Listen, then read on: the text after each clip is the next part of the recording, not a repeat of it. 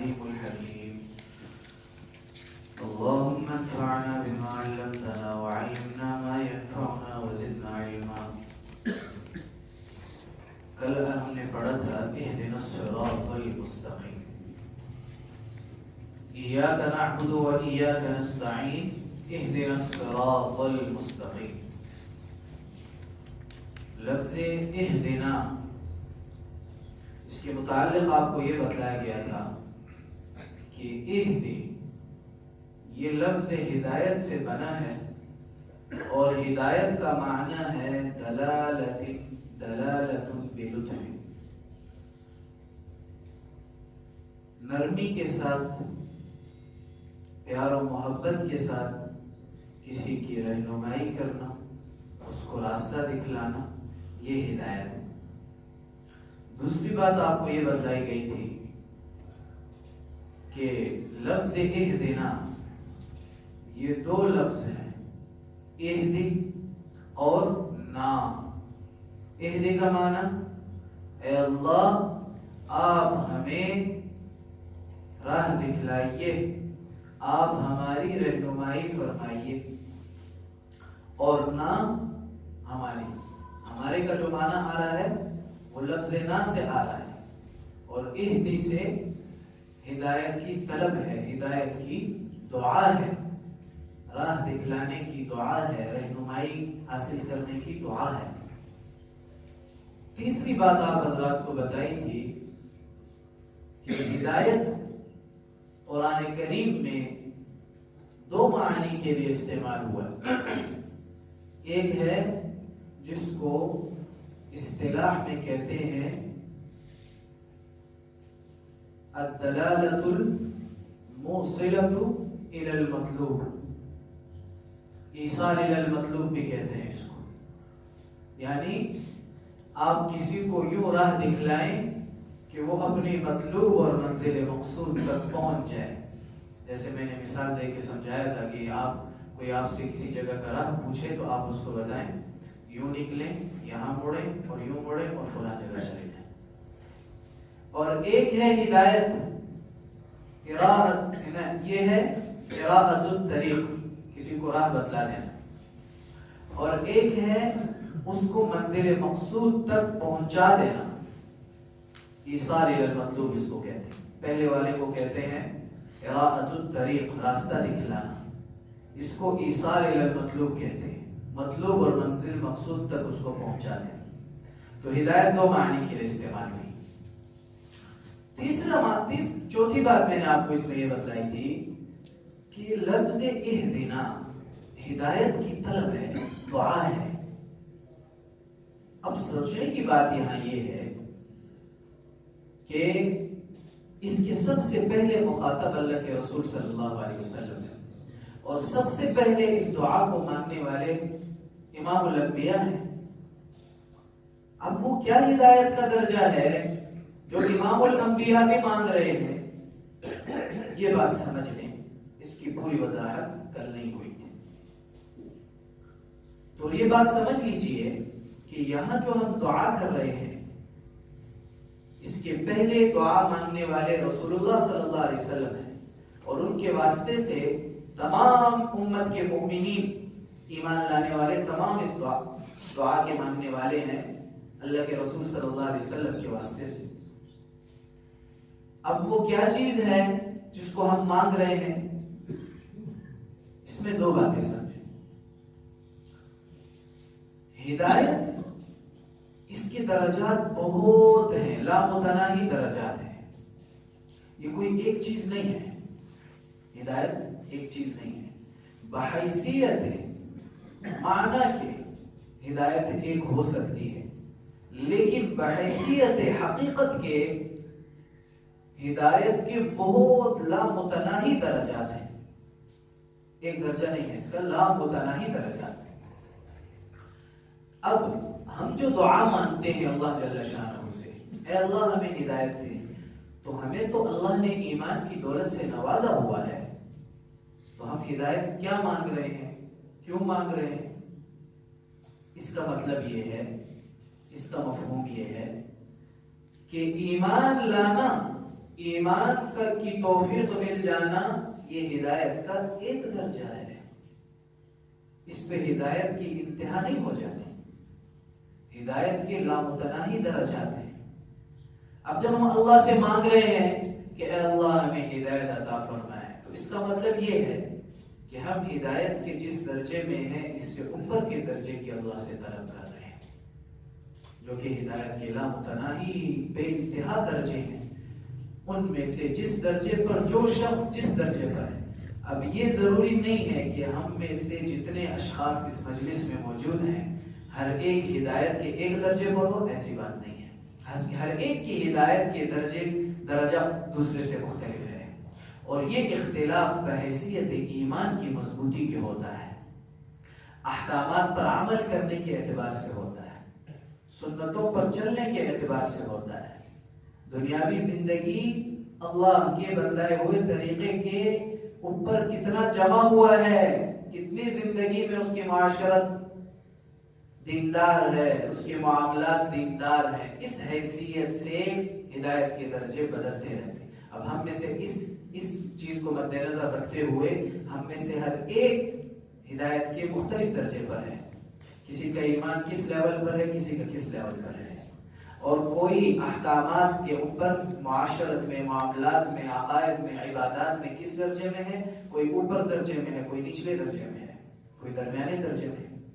تو لہٰذا جو جس درجے میں ہے، ایک عام مومن ہے جس کی زندگی میں کوئی شرع حکم نہیں ہے، وہ بھی جب اللہ سے طلب کرتا ہے اہدنا الصراط المستقیم کہ یا اللہ مجھے اس درجے پر جس درجے پہ میں ہوں اس سے بلند درجہ عطا فرما دیجیے، یہ معنی ہے ہدایت کا۔ اور اس چیز میں نبی علیہ السلام بھی اپنے رب سے جتنا ان کو اللہ کا قرب اور ہدایت اللہ نے نوازی ہے، اور یقیناً سب سے زیادہ ہے، اللہ کے رسول صلی اللہ علیہ وسلم اس سے بھی زیادہ ہدایت کو کے جو درجات ہیں اس کو طلب کر رہے ہیں۔ اسی لیے علماء نے فرمایا کہ ولایت الا ان اولیاء اللہ لا خوف علیہم ولا هم يحزنون، اللہ کے جو دوست ہیں ان پر نہ کوئی خوف ہوگا نہ کوئی غم ہوگا ان کو۔ تو ولایت کیا چیز ہے؟ فرمایا ولایت کا کوئی ایک درجہ نہیں ہے کہ بس کوئی مرشد، کوئی پیر صاحب، ولی صاحب ایک درجے پر پہنچ کر وہ ولی کامل بن گئے، ایسا نہیں ہے۔ جتنی کوشش کرے گا ولایت کے درجے کھلتے جائیں گے، کھلتے جائیں گے، کھلتے جائیں گے، اور یہ مر جائے گا اور اس کی جسم سے روح نکل جائے گی، لیکن ولایت کے درجے ختم نہیں ہوں۔ یہی معنی ہدایت کا ہے، ہدایت کے درجے ختم نہیں ہوتے۔ جتنا انسان اپنے نفس کو اور اپنے جسم کو اللہ کی تابعداری میں لاتا ہے، ہدایت کے درجوں میں بڑھتا جائے، بڑھتا جائے، بڑھتا جائے۔ اسی لیے جناب رسول اللہ صلی اللہ علیہ وسلم بھی فرما رہے ہیں اہدنا الصراط المستقیم، اے اللہ آپ نے جو مجھے ہدایت کا درجہ عطا فرمایا اس سے بھی زیادہ عطا فرما دیجیے۔ یہ معنی ہے رسول اللہ صلی اللہ علیہ وسلم کے بارے میں اور ہم عام مومنین کے بارے میں ہدایت کی دعا کے کرنے کا، یہ ایک معنی ہے۔ دوسرا معنی یہ ہے کہ ہم مومنین اور رسول اللہ صلی اللہ علیہ وسلم ایمان کے ہونے کے باوجود جب اللہ سے ہدایت کو طلب کر رہے ہیں تو اس کا معنی ہے کہ اے اللہ ہمیں اس ایمان پر اور جو ہدایت آپ نے ہمیں دی ہے ہمیں اس پہ استقامت دے دیں، جمنا نصیب عطا فرمائیں۔ کہیں ایسا نہ ہو کہ ہم اس ہدایت کے ذخیرے سے اور اس ہدایت کے خزانے سے محروم نہ ہو جائیں۔ یہ دوسرا معنی مفسرین نے بیان کیا، اہدنا الصراط المستقیم، کہ ہمیں اس پہ استقامت، تثبت، جمنا نصیب عطا فرما دے، ڈٹنا نصیب عطا فرما دے۔ اسی لیے اللہ کے رسول صلی اللہ علیہ وسلم کی دعاؤں میں ہے اللہم احفظنا بالاسلام قائما، اے اللہ اسلام پر کھڑے ہونے کی حالت میں بھی جما دے، واحفظنا بالاسلام قاعدا، اسلام کے ساتھ ہماری حفاظت فرما دے، بیٹھنے کی حالت میں یعنی اس حالت میں بھی اسلام کے ساتھ ہمیں جما دے، واحفظنا بالاسلام راقدا، لیٹنے کی حالت میں بھی ہمیں اسلام کے ساتھ جما دے۔ تو یہ ہے اہدنا کے معانی کہ ہدایت کی دعا کیا ہے، یعنی جس درجے میں ہے اس سے بلند درجے کی طلب، ایک معنی۔ اور نمبر دو کہ ہدایت کا جو درجہ جس کو نصیب ہے اللہ سے اس پر جمنا اور استقامت کی طلب ہے. اہدنا الصراط المستقیم. اب یہ تفسیر ہوئی لفظ اہدنا کی کہ ہمیں راہ دکھلائے. اب دوسرا لفظ ہے الصراط. الصراط عربی لغت میں لفظ صراط اس کو 4 طرح سے پڑھا جاتا ہے. میں آپ کو 2 بتلا دیتا ہوں. اس کو 4 طرح سے پڑھا جاتا ہے, میں آپ کو 2 بتلا دیتا ہوں. یہ ہے الصراط. ہم مصحف عثمانی میں اسی طرح ہی پڑھتے ہیں. در حقیقت اس میں ایک اور لغت بھی ہے. الصراط سین کے ساتھ بھی ہے. اهدنا الصراط المستقیم. اهدنا الصراط المستقیم دونوں پڑھی جا سکتی ہے. صراط سین کے ساتھ, صراط صاد کے ساتھ. یہ ہے الصراط بمعنی راستہ. بمعنی راستہ. مجھے ایک جگہ ملا کتاب میں کہ در حقیقت یہ لفظ یہ ہے سین کے ساتھ ہے. در حقیقت عربی میں یہ لفظ سین کے ساتھ ہے. اس کو صاد سے بدلا گیا ہے. اس کو صاد سے بدلا گیا. یہ بات آپ کی سمجھنے کی نہیں, بس صرف اشارہ کر دی, پھر بتا دیتا کہ کیوں بدلا, کیسے بدلا, وہ ایک علمی بحث ہے. تو اس لیے اتنا ذہن میں رکھیں کہ یہ بھی ہے اور یہ بھی ہے, بس اتنا اشارہ کافی. یہ لفظ معنی ہے راستہ. اہدنا ہمیں راہ دکھلا دے راستے کی. کون سے راستے کی؟ المستقیم. المستقیم. المستقیم یہ بمعنی ہے المستوی. المستوی کے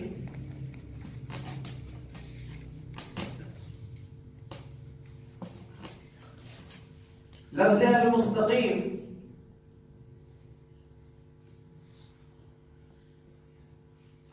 یہ بمعنی ہے المستوی. مستوی کا معنی ہے سیدھا, بالکل سیدھا. مستوی برابر سیدھا, یعنی ہمیں راستہ دکھلا دیں, راہ دکھلا دیں, سیدھی راہ. سیدھی راہ, سیدھی راہ ہمیں دکھلا دیں. اب اس کی یہ تو اس کی عربی کے اعتبار سے لغت ہوئی کہ مستقیم مستوی کے معنی میں ہے, اور مستوی کا معنی ہے سیدھا ہونا, برابر ہونا. سیدھی راہ ہمیں دکھلائیں. مراد کیا ہے؟ تفسیر سمجھ لیں اس کی.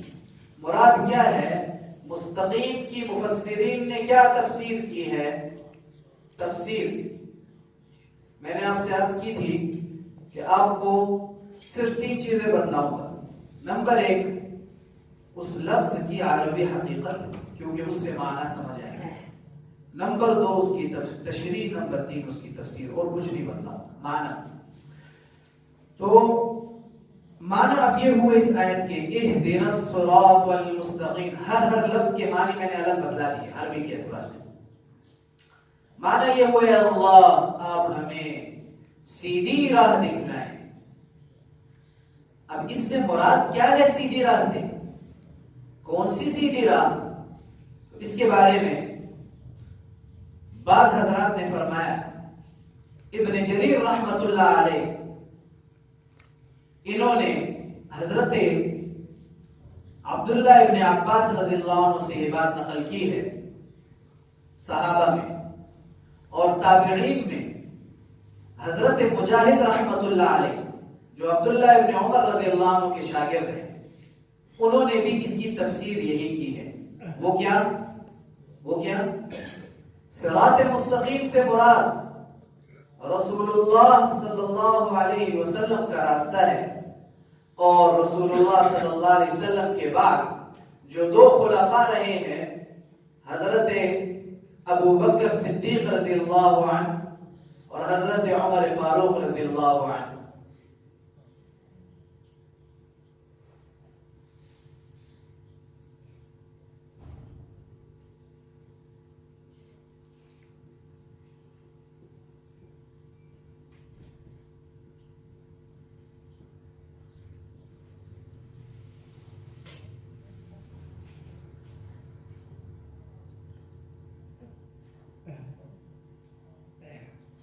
یہ تفسیر کی حضرت عبداللہ ابن عباس رضی اللہ عنہ کہ اللہ کے رسول صلی اللہ علیہ وسلم کا راستہ، حضرت ابو بکر رضی اللہ عنہ کا راستہ اور حضرت عمر فاروق رضی اللہ عنہ کا راستہ، یہ تفسیر بیان کی کہ ان دونوں کے ان تین حضرات کے راستے کو صراط مستقیم بتلایا ہے۔ یہ حضرت عبداللہ ابن عباس رضی اللہ عنہ نے یہ تفسیر کی ہے، اور حضرت مجاہد رحمۃ اللہ علیہ نے تابعین میں یہ تفسیر کی ہے۔ اچھا، اس کے علاوہ اور تفاسیر بھی ہیں۔ بعض حضرات نے فرمایا کہ صراط مستقیم سیدھی راہ سے مراد حق کا راستہ ہے۔ کون سا راستہ ہے؟ حق کا راستہ۔ آپ حضرات سے گزارش ہے میرے ساتھ بولا کریں، اس سے بات سمجھ بھی آئے گی اور یاد بھی ہوگی۔ کون سا راستہ ہے؟ حق کا راستہ ہے۔ اور تیسری بات یہ فرمائی کہ صراط مستقیم سیدھی راہ سے مراد ملت اسلام ہے، ملت اسلام۔ یہ تین تفاسیر کی گئی، لیکن در حقیقت آپ ان کے معنی میں غور کریں تو ان تینوں کا معنی ایک ہی بنتا ہے۔ کیوں؟ ملت اسلام وہ راستہ حق ہے، اور رسول اللہ صلی اللہ علیہ وسلم اور صحابہ ملت اسلام پر ہی تھے۔ یہ مفسرین جو ہوتے ہیں یہ کافی معنی بیان کرتے ہیں۔ بعض صورتوں میں قرآن کریم کی آیات کی تفسیر میں آپ کے سامنے یہ چیز آئے گی، یہ یاد رکھیں کہ بعض صورتوں میں بالکل تفاسیر ضد ہوگی، ایک دوسرے کی ضد ہوگی، اور بعض صورتوں میں لفظی اختلاف ہوگا، معنی میں سب ایک ہوں گے۔ جیسے یہ لفظ میں مختلف ہوں گے، راستہ حق، حق کا راستہ، اسلام کی ملت، اور رسول اللہ صلی اللہ علیہ وسلم اور صحابہ حضرت ابوبکر رضی اللہ عنہ، حضرت عمر فاروق رضی اللہ عنہ کا راستہ، لفظوں میں مختلف ہے، معنی ایک ہے۔ اسی طرح انشاءاللہ لفظ حکمت آئے گا، حکمت، تو ادھر بھی میں آپ کو بتاؤں گا۔ حکمت کے معنی کے اندر مفسرین کے 30 اقوال ہیں، 30، لیکن وہ صرف لفظی اختلاف ہے، معنی میں سب ایک ہے، معنی میں سب ایک ہے۔ ایسے معنی بھی پھر بیان کیے جاتے ہیں جن میں سب اکٹھے مختلف ہوتی ہیں، وہ موقع کے لحاظ سے انشاءاللہ سمجھاؤں گا جب آپ کی اتنی استعداد ہوتی جائے گی کہ جو بات آپ سمجھ سکیں گے وہ میں استعداد کے موافق وقت کے ساتھ ساتھ بتلاتا رہوں گا انشاءاللہ۔ تو یہ ہے اهدنا الصراط المستقیم صراط الذین انعمت علیہم غیر المغضوب علیہم ولا الضالین۔ بس اتنا ہی کافی ہے، 15 منٹ کافی ہے انشاءاللہ۔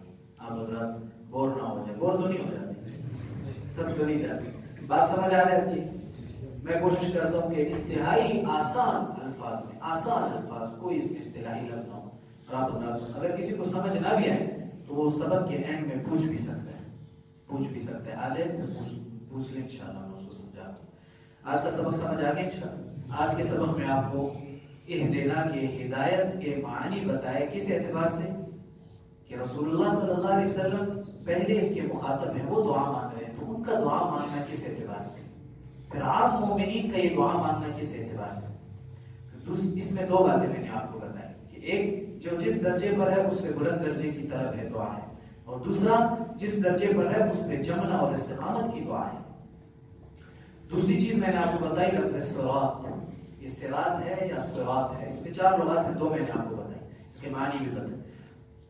نمبر 3 المستقیم، اس کے معنی بتائے، اور پھر صراط مستقیم کی 3 تفاسیر بتلائی، راستہ حق، ملت اسلام، اور رسول اللہ صلی اللہ علیہ وسلم اور حضرت بکر رضی اللہ عنہ، عمر فاروق رضی اللہ عنہ کا راستہ۔ اور اس میں یہ تفسیر حضرت عبداللہ ابن عباس رضی اللہ عنہ نے کی ہے، حضرت مجاہد رحمہ اللہ جو حضرت عبداللہ ابن عمر کے شاگرد انہوں نے تابعین میں کی۔